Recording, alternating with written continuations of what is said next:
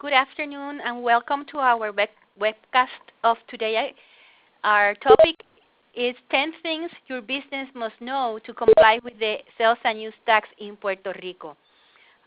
Today I'll be presenting Maria de los Angeles Rivera, partner, head of tax here in Key Wayne Grand Thornton, and we'll be joined by Javier Oyola, tax manager, here also in Key Wayne Grand Thornton.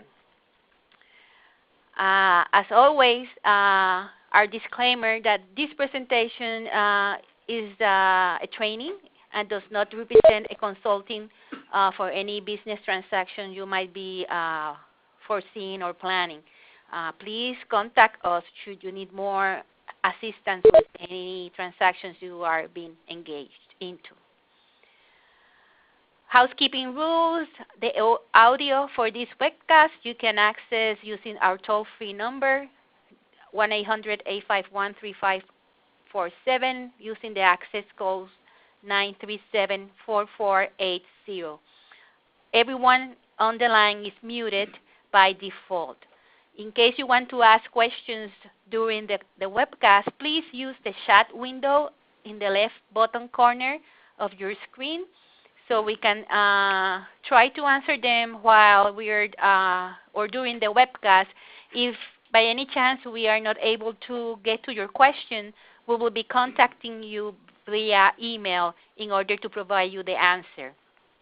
And for your convenience and future benefit, this webcast is being recorded.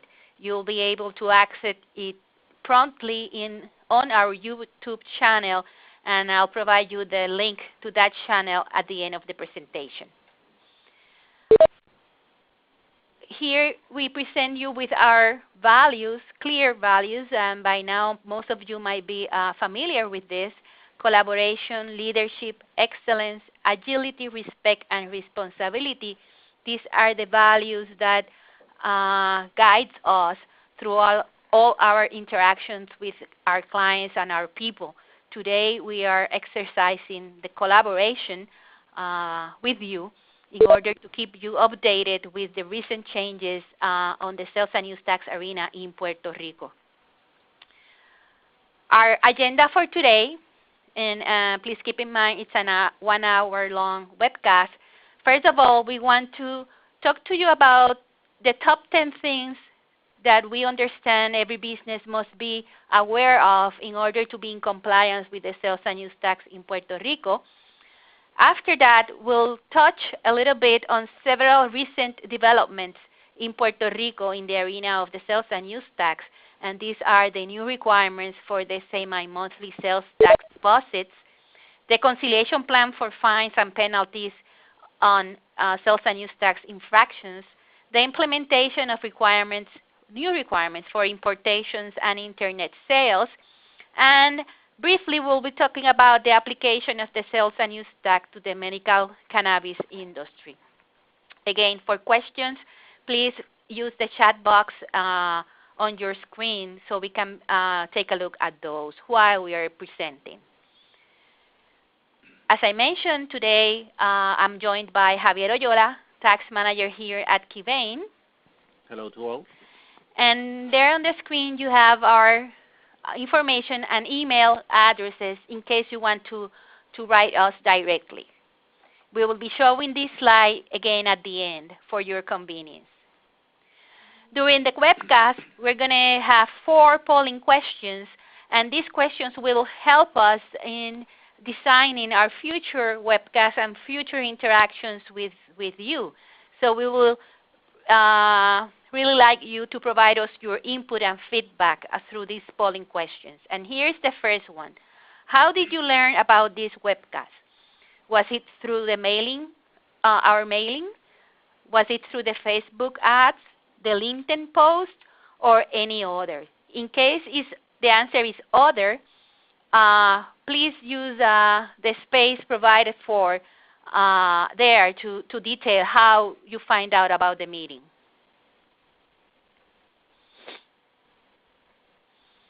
Okay. I think we have most of you there, and seems like most of you were informed by our mailing message. Thank you so much for your answer. So now we are going to start talking about the top 10 list for sales and use tax in Puerto Rico. Javier, please take us through the first two. Okay, thanks to all for joining today.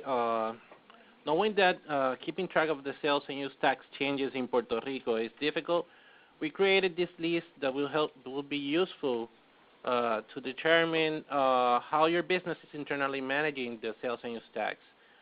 They are not in a specific order, and their main purpose is to minimize the risk in case of an intervention from the Puerto Rico Treasury or any municipality. As our first point, well, we will talk about the registrations of your locations within Puerto Rico. All merchants have to be registered in SUT and complete the questionnaire for the Sales and Use Tax Monitoring Program, previously known as IVULOTO.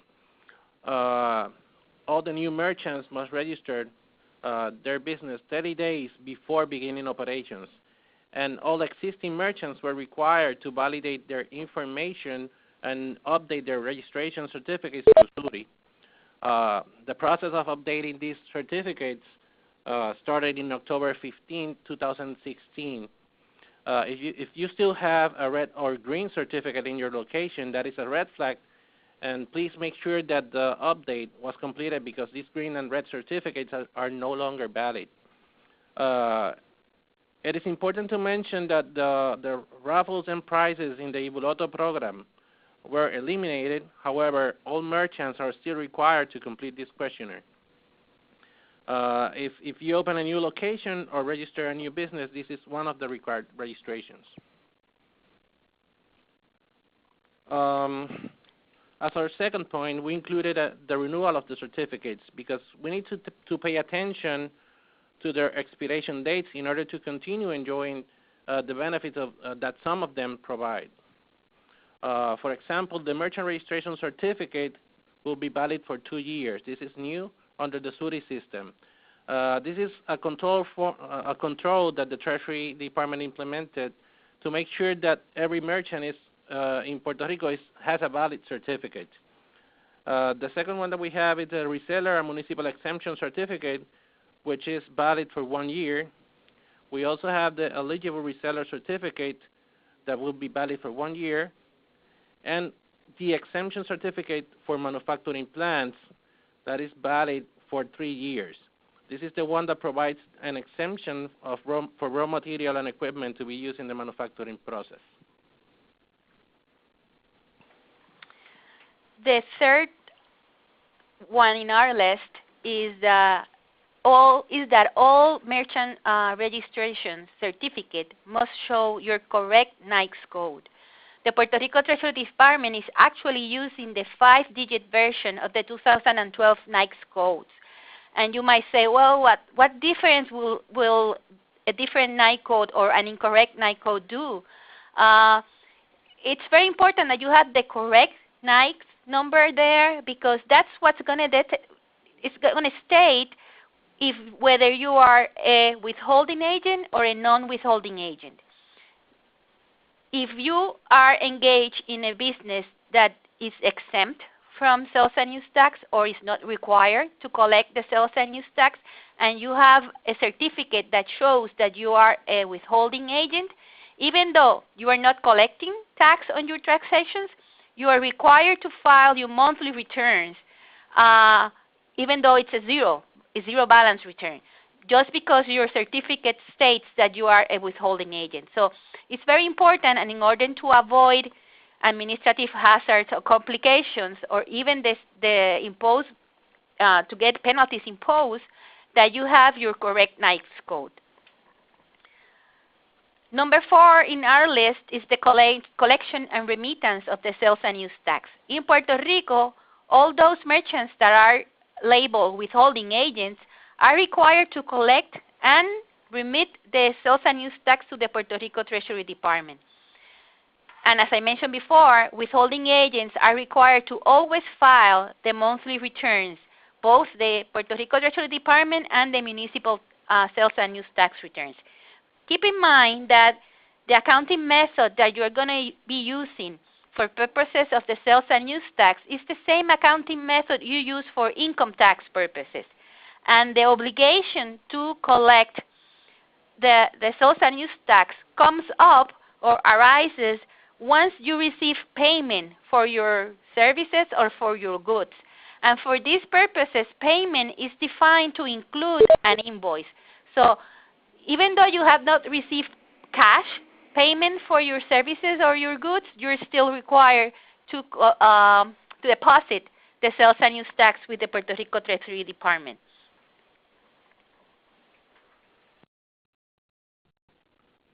We actually have several filings. This is point number 5 in our presentation. The first one will be the declaration of imports that will be discussed later in the presentation. But we also have the tax on imports monthly return, which is due the 10th day of the month following the month of the imports. In addition, we have the sales and use tax monthly returns for the Puerto Rico Treasury Department and the municipalities, which are due on the 20th date of the month after the taxable transaction occurs. As an important note, for this specific month and only for this month, due to the impact of Hurricane Irma in Puerto Rico, the imports return that was due on the 10th day of September will have a due date of September 18. As our sixth point, we have to mention that several municipalities have their own filing system for the municipal sales and use tax returns. As an example, Bayamón, Carolina, San Juan, and Trujillo Alto have their own system. Most of the municipalities use a platform known as COFIM for the filing, but it is very important that if you're operating within these municipalities that we already mentioned, to make sure that you are using the correct filing system to avoid any issues with the municipality or any imposition of penalties. Number 7 on our list is the filing of the declaration of imports when taxable items are introduced into Puerto Rico. If you are in the business of wholesaler or distribution in Puerto Rico, you already know that effective August 1st, 2014, every merchant that imports tangible personal property into Puerto Rico by any means, including the postal services, air carrier, maritime carriers, or any other method, including downloads from internet or internet sites, or any other method, must submit a declaration of imports. Usually, this declaration, in the case of maritime carriers, must be filed and the tax paid before taking possession of the imported tangible property. If the introduction is via air carrier, even though the merchant already has possession, because it was delivered to their offices, for example, a declaration must be filed. It's important to stress out that even though the law says that the filing date for this declaration of imports is the 10th of the following month, in the case you are a reseller and would like to take the credit for the tax that you're going to be paying or paid on these importations, you must file the declaration before the end of the month in which you received the property in order to be able to claim the credit on that same month. If you wait until the next month, the 10th of the following month, SUT will not show the available credits when you file your sales and use tax monthly return on the 20th. So be sure that if you want to claim these credits, you must file the declaration before the end of the month.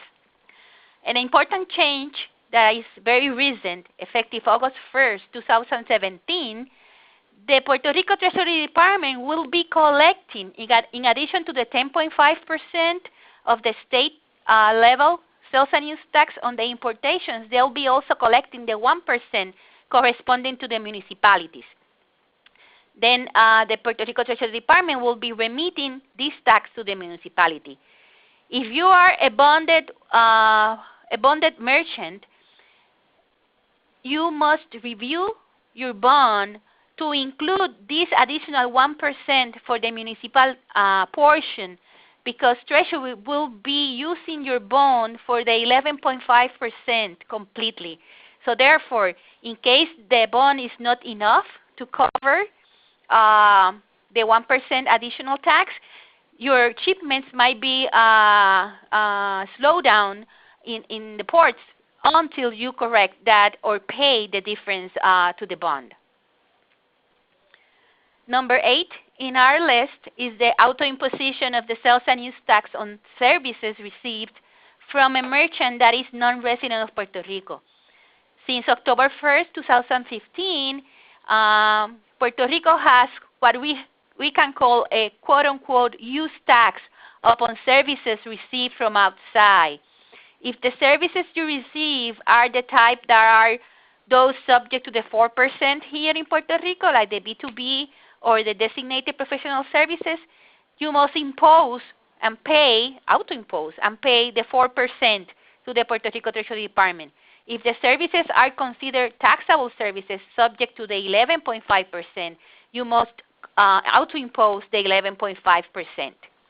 As we will be talking about a little bit later when we talk about the semi-monthly deposits, the new requirement of the semi-monthly deposit of the sales and use tax does not cover this auto-imposition on services. So when you start doing your computations and see if you are required to do the semi-monthly deposit, you must not consider any auto-imposition on services from outside.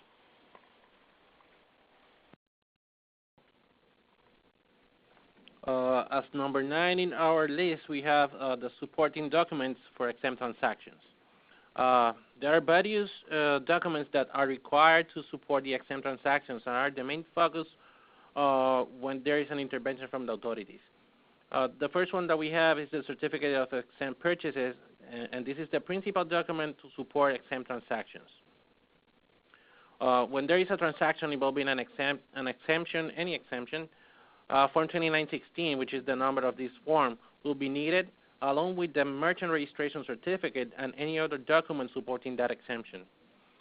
Failure to have these forms can trigger penalties, and the transaction can be considered taxable.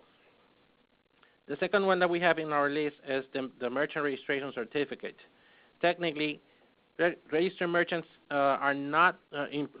registered merchants in Puerto Rico are not supposed to do business with unregistered merchants within Puerto Rico. The merchant registration certificate is used to support the collection of the tax and to confirm if the merchant is a withholding agent or not. The Form 2916 will also be required and will be required along with this merchant registration, and this Form 2916 will require the registration number of the merchant that is doing business with you. As our third document, we have the purchase order or the commercial invoice. The top right corner of the Form 2916 has a space to make reference to the commercial invoice or the document related to the transaction. And in some occasions, these documents are used as alternate methods to avoid requiring the Form 2916 in each transaction. So it is also an important document. We also have the copy of the exemption certificate for manufacturing plants.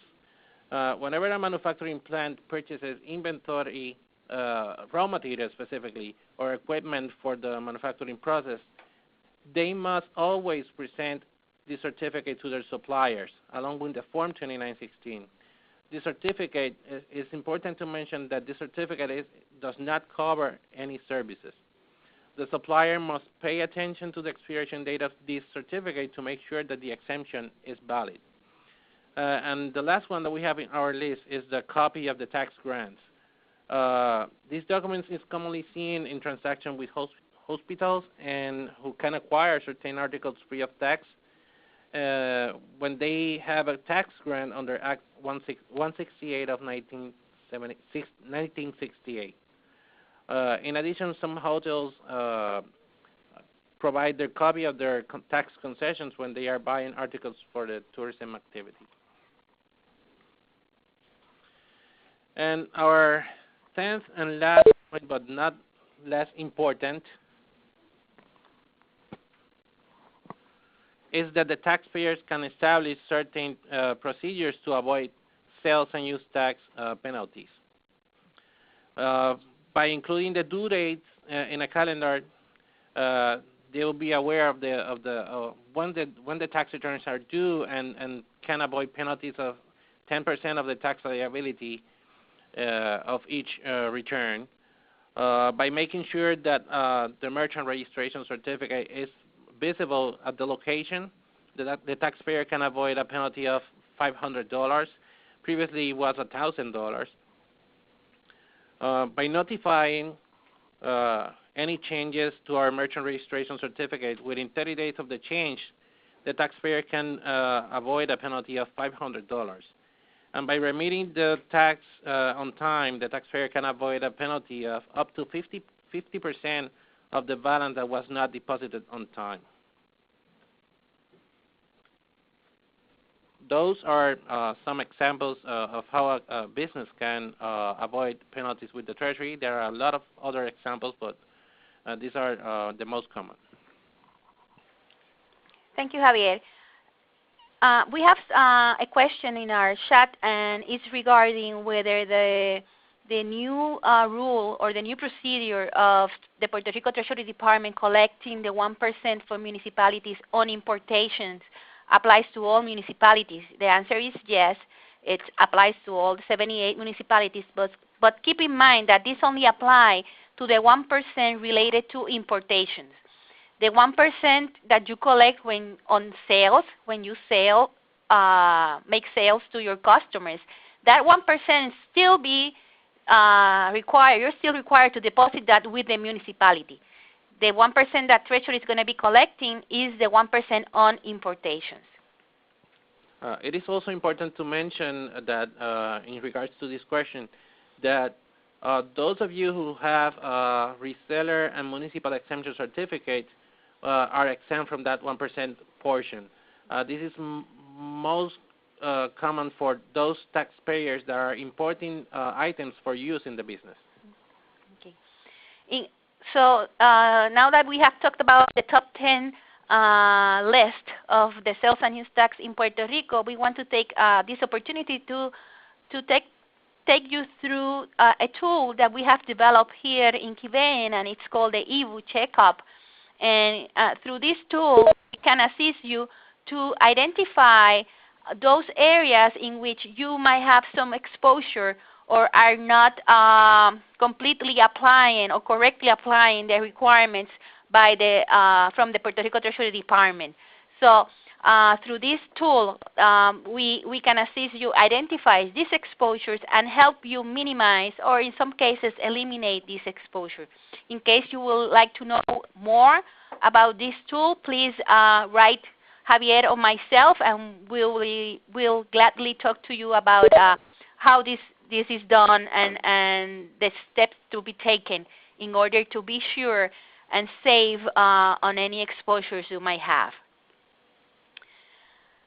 It's time for our second polling question, and this time we'd like to know a little bit more about you, and we would like you to tell us which one of the following better describes your business. Are you in the manufacturing business? Are you a wholesaler, retailer? Are you in the services industry or in the hospitality industry, including restaurants or hotels?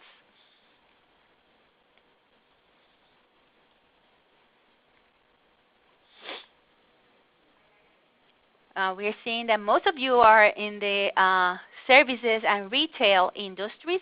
Results similar to yesterday's webcast. We did yesterday's Spanish version of our webcast. Thank you very much for your answers. I'm going to be closing the poll.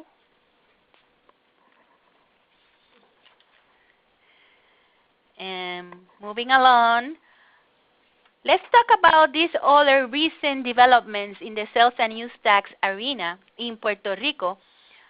First of all, we're going to be discussing briefly the new requirements for semi-monthly deposits of the sales and use tax in Puerto Rico. This is something very new here in Puerto Rico. Those of you in the States might be familiar with this because it's our understanding that several states do have this type of estimated sales and use tax payments or semi-monthly tax payments of the sales and use tax. In Puerto Rico, this change was brought in by Act 46 of this year, and basically what it's stating is that if you are required to do this, and we'll let you know soon who is required to do these deposits, you must do 2 deposits in the month. The first installment is due by the 15th day of each month, and the second installment is due by the last day of the month.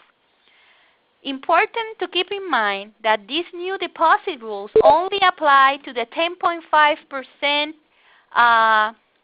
part of the basic sales and use tax and to the 4% tax on this B2B services and this designated professional services.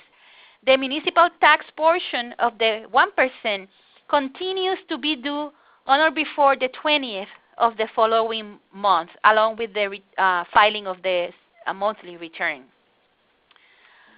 Who is required to do these deposits? It's by definition, and I'll let you know what does this mean. Large taxpayers are required to do these semi-monthly deposits, as well as merchants that for the prior year had monthly sales tax deposits in excess of $2,000.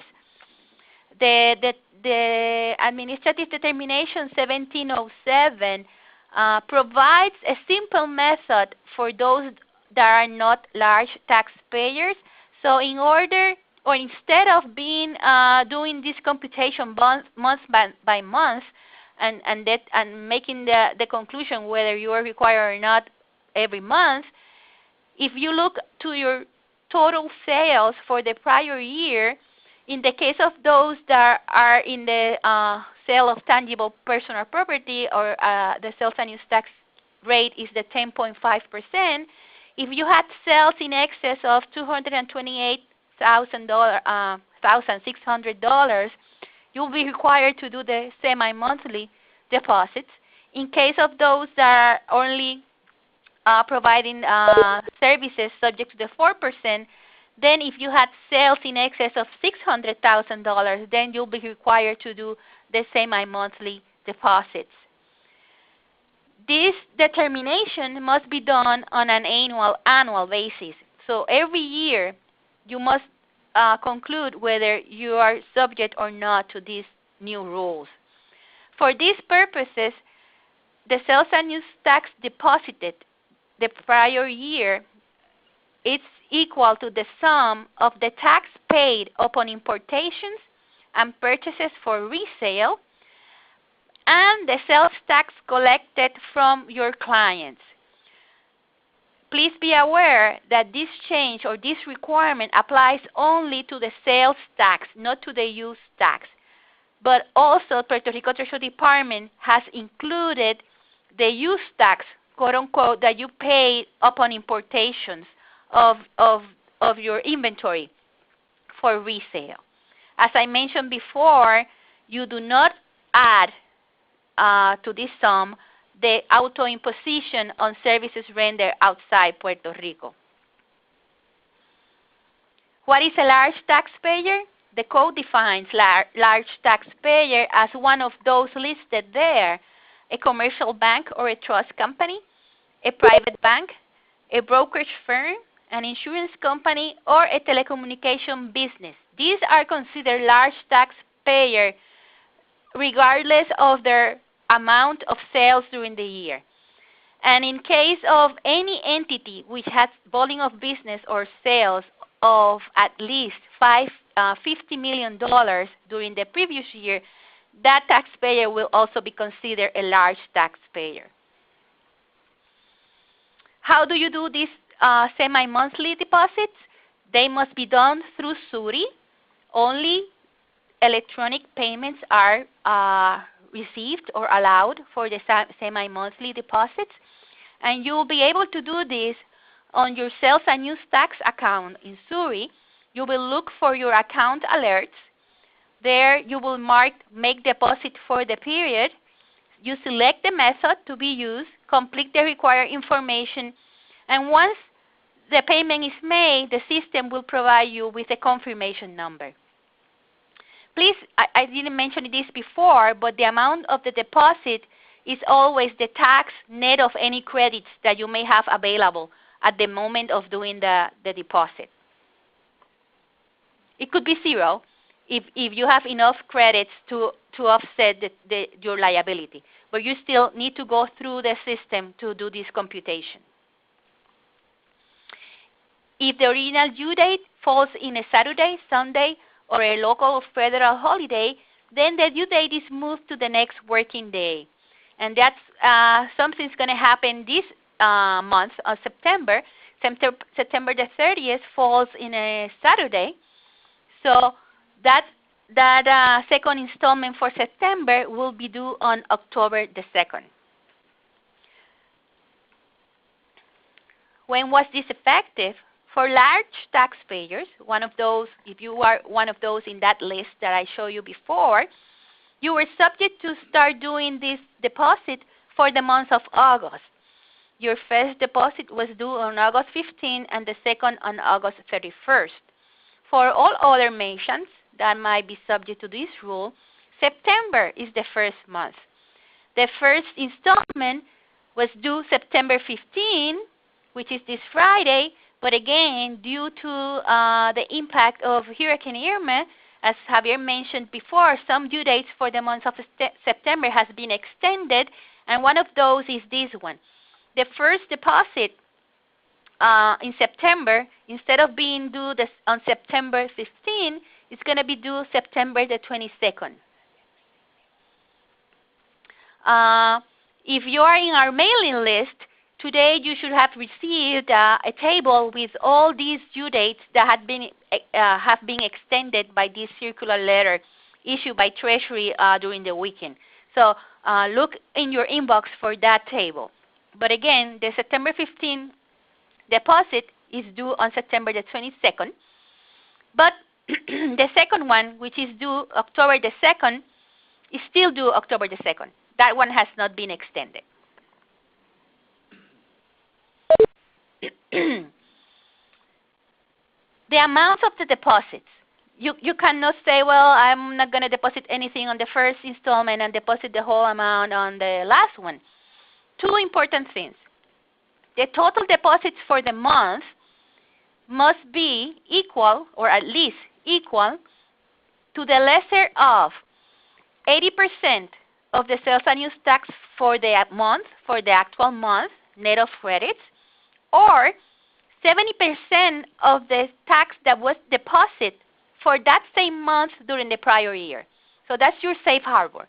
If for any case you cannot compute that 80% of the actual month, you can go to your prior year and use the 70% of that same month on the prior year. Important, in order to avoid any penalties to be imposed on any of these installments, your first installment must be the lesser of 80% of the sales and use of the sales tax, again net of credits for those first 14 days of the month, or half of the 70% for the same month the prior year. That again is your safe harbor.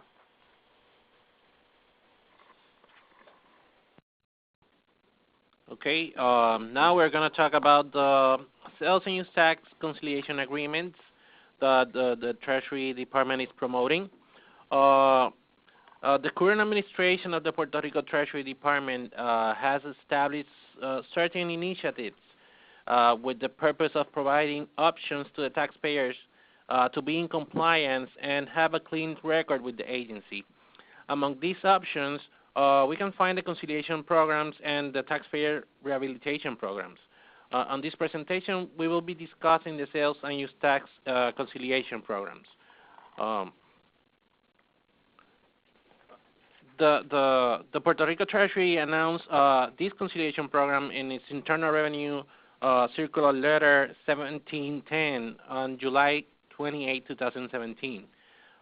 This program will end on December 29, 2017.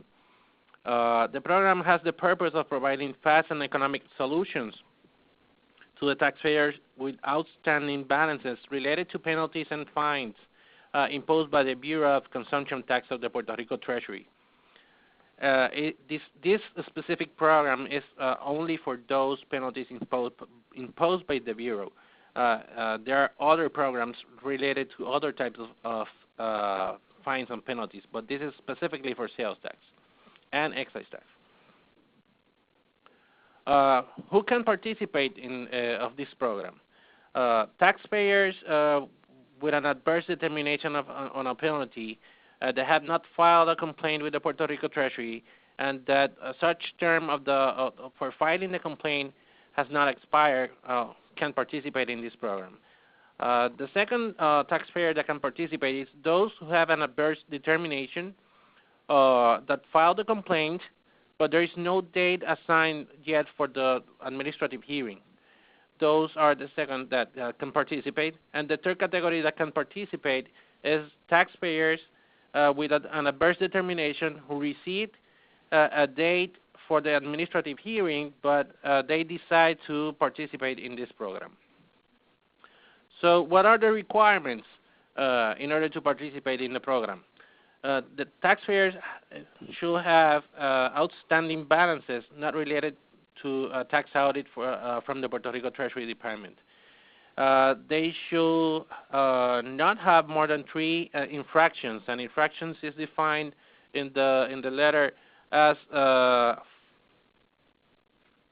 fines issued as a result of inspections to the business. And depending on the amount of infractions will be the options for negotiations. So what are the possible negotiations? Taxpayers with only 1 infraction can reduce the fine or penalties to 10% of the original amount imposed. Those who have 2 infractions can reduce fines or penalties up to 25% of the original amount assessed. And those who have 3 infractions can reduce fines or penalties to 50% of the original amount imposed. It is important to mention that under this program, the taxpayer can negotiate payment plans from 6 to 48 months, depending on the balance due after the reduction.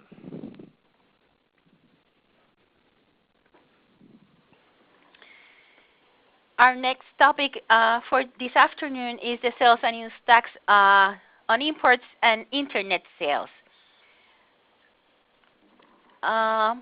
Early this year, on April, the Puerto Rico Internal Revenue Code was amended with several provisions that are applicable to the sales and use tax on importations and on the internet sales / purchases of goods that are being delivered to Puerto Rico. We provided, or we had a webcast early May where we explained these provisions and the new requirements that non-resident sellers of tangible property to Puerto Rico residents have now to comply with the Puerto Rico Treasury Department. On June 15, 2017, the Puerto Rico Treasury Department issued the Administrative Determination 1704 to further explain these changes and how they applied. This is the law that I mentioned before that states now that the Puerto Rico Treasury Department will be collecting the municipal portion of 1% on all imports for the use in the business. This will include the imports of inventory for resale and the imports to be used in the business. Then the Puerto Rico Treasury Department will be sending this 1% to the municipalities, to the corresponding municipalities as shown on the shipping address of the importation.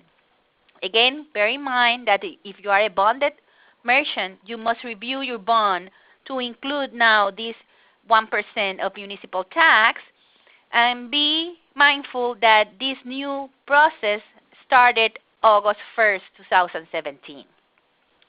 In addition to this change, this law also included all the requirements, informative requirements for non-resident sellers of tangible personal property to people doing business or residing in Puerto Rico. The law created a new category of merchants, and these are going to be known as non-withholding agents. Non-withholding agents because they are not required by law to collect the sales and use tax, either because they don't have nexus or source, and therefore they are not required to withhold. But Law 25, similar to several states in the United States, is requiring these non-withholding agents to provide certain information to their clients in Puerto Rico in order for them to be aware that what they're buying is subject to the sales and use tax, and also providing the Puerto Rico Treasury Department with this information. The Puerto Rico Treasury Department has publicly stated in several presentations they're actually in dealings with at least 35 of these non-Puerto Rico sellers, what they call big players, who are willing to enter into agreements with the Puerto Rico Treasury Department to report these sales into Puerto Rico. Please be aware not to confuse these non-withholding agents with those that I mentioned before when we talked about the NICS codes. Those non-withholding agents are the resident merchants that, because of the type of business or if they're providing services and do not exceed the $50,000 mark, are not required to collect the sales and use tax. These non-withholding agents are internet sellers, people that are not physically in Puerto Rico but are delivering goods into Puerto Rico.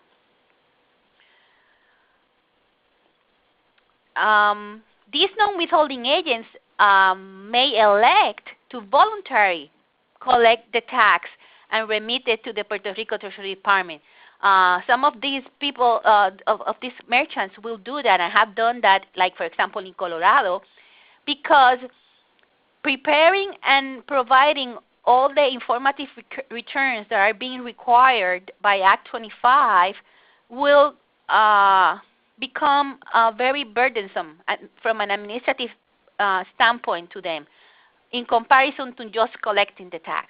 So these non-withholding agents may enter into agreements with the Department of Treasury to become voluntary withholding agents and collect the tax on your purchases. It's time now for our third question, and we would like to know what is the number one challenge you encounter when complying with the Puerto Rico sales and use tax rules in Puerto Rico, of course.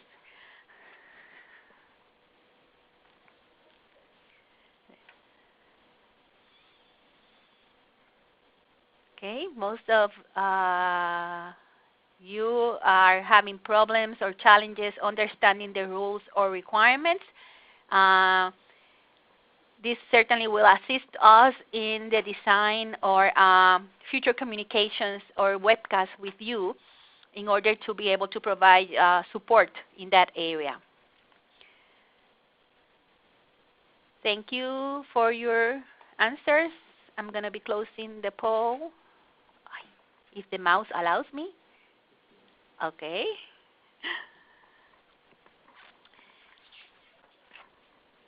And we're moving on to the last topic in today's agenda. Javier, please talk us a little bit about the medical cannabis industry. I have to make a note here. I am not an expert on this industry, but I will try to talk a little bit about the Puerto Rico rules that are governing this industry. This is an emerging industry that has been very controversial in Puerto Rico, and it is governed by Act 42 of 2017. The Puerto Rico Treasury Department also issued an administrative determination, which is 1706, on July 20, 2017, in order to provide guidance on the sales and use tax provisions applicable to the industry. Pursuant to Act 42, the medical cannabis is defined as all compound, derived product, mix, or preparation of all parts of the cannabis sativa and cannabis indica plants. It also includes any hybrids of the plant, seeds, flowers, or resin, but it does not include the adult or mature stems.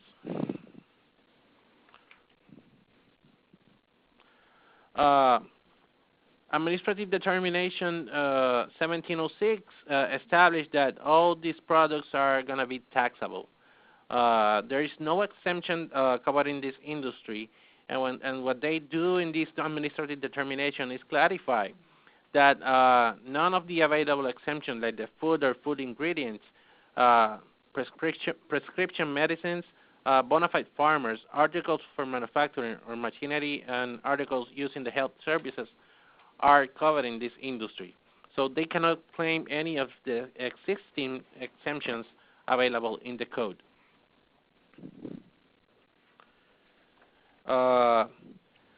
These merchants that are going to be operating under this industry are required to complete all the registrations and file all the required monthly returns as every other business in Puerto Rico. They are required to complete the merchant registration certificate. They are required to complete the questionnaire for the monitoring program of the Puerto Rico Treasury Department, previously Ibuloto. They have to file the monthly sales and use tax and import returns. Also, the municipal returns are required to be filed. They are required to deposit the sales and use tax that they collect from their clients. And the payment of upon importation of the taxable items is also required. And they are required to display the price separated from the state and municipal sales tax.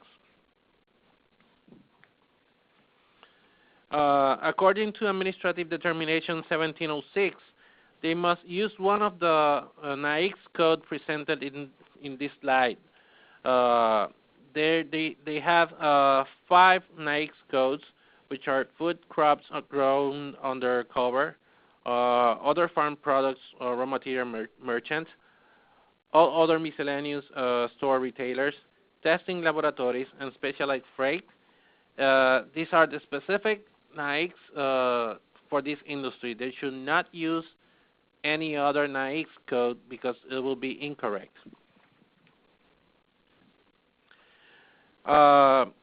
Finally, all registered merchants were required to verify and change their NAICS, as I mentioned before, to one of the previously mentioned before August 31st, 2017. If they don't change their NAICS code, they are exposed to a penalty of $500 that will be imposed by the Puerto Rico Treasury Department.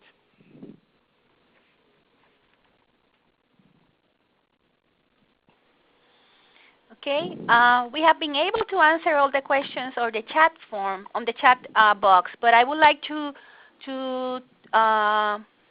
take one of those because I think will benefit all of you that are in our call.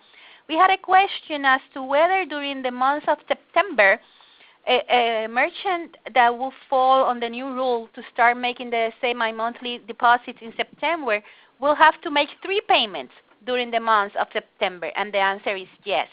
You will have to do your 2 semi-monthly for the month of September, the 15th. Remember, that one is due now the 22nd, and on the 30th, those 2 are the estimated or the semi-monthly payments for the month of September. But in addition to that, you would have to do your August deposit for the tax you have collected from your clients in August. And remember, that one would be due with the return on the 20th of the month. And that return now has been extended to the 28th or the 20th. It has been extended, I think it's to the 27th. It's the 22. No, the 20th.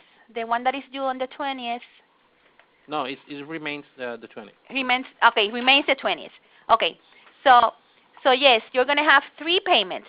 Remember, the 2 payments for September and the payment for August, which is due on the 20th.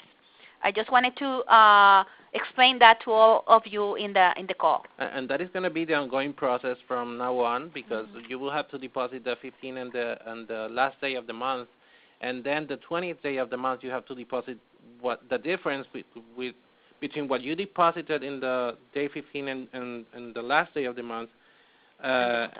If you use the 70% of last year, you have to deposit the difference on the 20th day, and if you use the 80% rule, you will have to deposit the remaining 20%.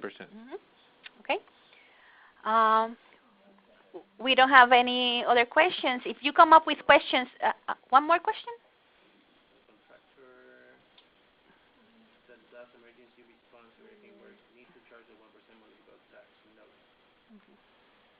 Okay, we have another question from a contractor that if a contractor does emergency response hurricane work, need to charge the 1% municipal sales tax. That is a service that is under the service industry. Is subject to the 4% rule, and the 4% is not paid to the municipalities. You have to probably file the returns showing the revenues, but as exempt from the 1% municipal portion. We have another question, is if we pay all August sales and use tax by September 15th, then we don't have to worry about the second payment date. Remember, the semi-monthly payments apply for the same month tax. So the amount that is due on September 15th is the tax for the first 14 days of September. The tax for August, if you were not subject to the deposits for the month of August, is due on the 20th. But let's say you're talking about all the tax for September. If you pay all the tax for September on the first installment, that means that you didn't have any sales for the last part of the month. You're covered, and then you would not have to do any payments on the 30th. So it all depends on how you register your income and how you invoice your customers. Okay? I have another question here. Can we make just one payment of 70%, or must they be 2 separate payments? Again, you must do 2 payments, and you have to be sure that your first installment covers at least half of the 70% of the prior year. You cannot say, I don't deposit anything on the first deposit and then deposit the whole thing at the end, because you might be subject to penalties if you had sales during that first 14 days of the month. Okay? If we get more questions, we'll be then taking them directly and answering them to you via email.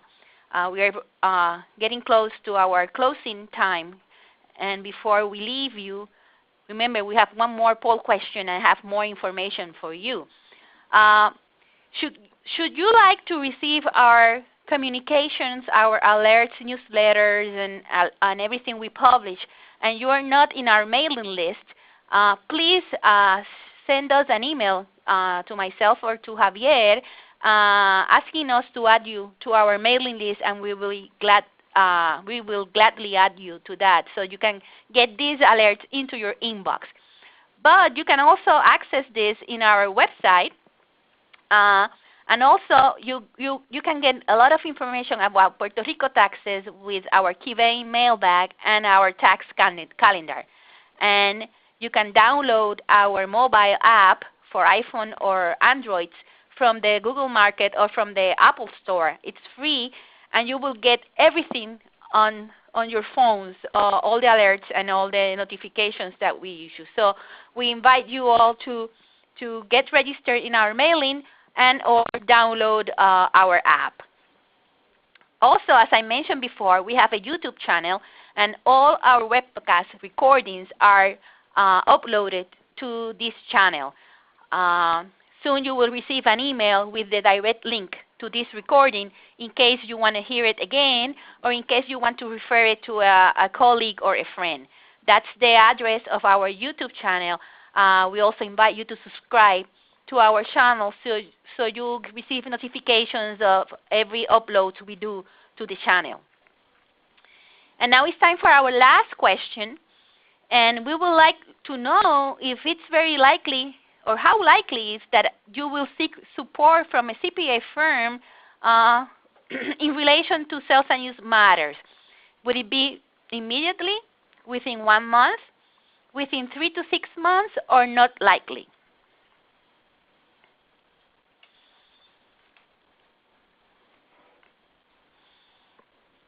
Okay. I still need like 10 more responses.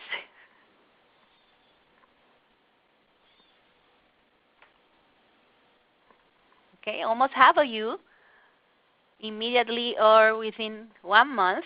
So we'll be contacting you and see what specifically are your needs in this area and identify how we can assist you with that. Thank you for your responses. I'm closing the poll. With that, I leave you again with our email addresses, both Javier's and mine. You can contact us with any questions or information you might need in relation to the sales and use tax.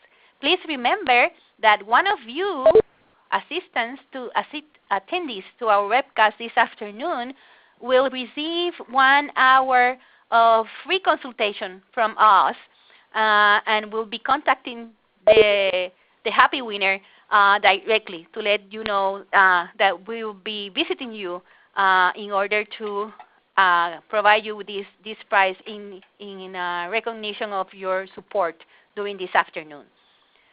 With that, I only have to thank you for your assistance and your support, and hope that this webcast has been useful for you all. Have a nice day. Thanks to all.